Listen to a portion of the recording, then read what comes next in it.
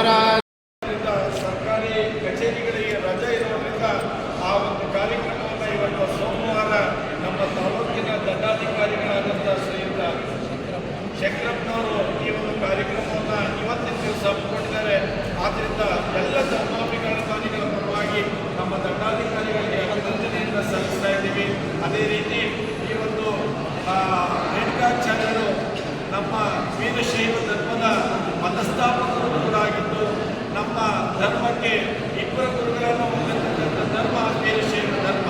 ಒಂದು ವಚನ ಸಾಹಿತ್ಯ, ಇನ್ನೊಂದು ನಮ್ಮ ರೇಣುಕಾಚಾರ್ಯರಿಂದ ಬಂದಂಥ ಸಿದ್ಧಾಂತ ಶಿಖಾಮಣಿಗಳನ್ನು, ಎರಡು ಗ್ರಂಥಗಳು ಮತ್ತು ಒಂದು ನಾಣ್ಯಕ್ಕೆ ಎರಡು ಮುಖಗಳೇಗೋ, ಒಬ್ಬ ವ್ಯಕ್ತಿಗೆ ಎರಡು ಕಣ್ಣುಗಳೇಗೋ, ಹಾಗೆ ನಮ್ಮ ಧರ್ಮಕ್ಕೆ ಒಂದು ವಚನ ಸಾಹಿತ್ಯ ಮತ್ತು ಇನ್ನೊಂದು ನಮ್ಮ ಸಿದ್ಧಾಂತ ಶಿಖಾಮಣಿಗಳಾಗಿದ್ದು, ಎರಡು ಗ್ರಂಥಗಳು ಎರಡು ಗುರುಗಳನ್ನು ಹೊಂದಿರತಕ್ಕಂಥ ಧರ್ಮ ನಮ್ಮ ವೀರಶೈವ ಧರ್ಮ ಇದಾಗಿದೆ.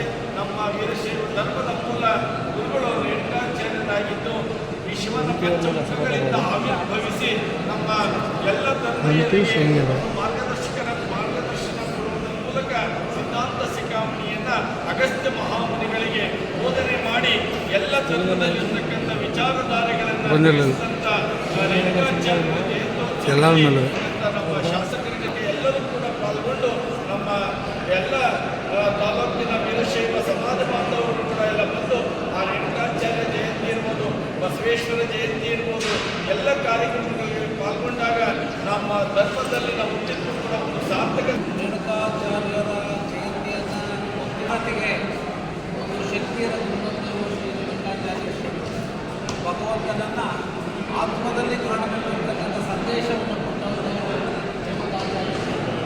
4 ವರ್ಣಗಳು ಕೂಡ ಸಮ ಎಂತಕ್ಕಂಥ ಒಂದು ಭಾವನೆಯನ್ನು ಸಮಾಜಕ್ಕೆ ನೀಡಿದಂಥವರು ರೇಣುಕಾಚಾರ್ಯ.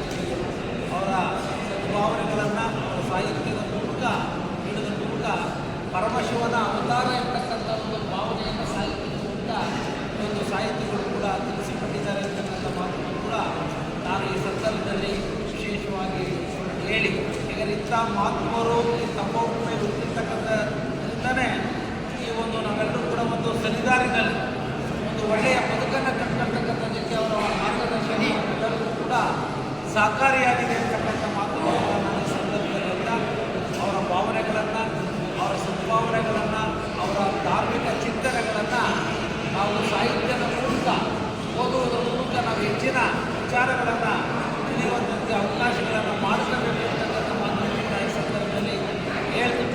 ಯಾವುದು ಸನ್ಮಾರ್ಗದಲ್ಲಿ ನಡೆದರೆ ಭಗವಂತ ಎಲ್ಲ ರೀತಿಯಿಂದಲೂ ಕೂಡ ಅನುಗ್ರಹಿಸ್ತಾರೆ. ಅದಕ್ಕೆ ಯಾವತ್ತೂ ಕೂಡ ಸನ್ಮಾರ್ಗವನ್ನು ಬಿಟ್ಟು ಹೋದರೆ ಅದು ಅಳಿತಕ್ಕಂಥದ್ದು ಕೂಡ ಕಷ್ಟ ಸಾಧ್ಯ.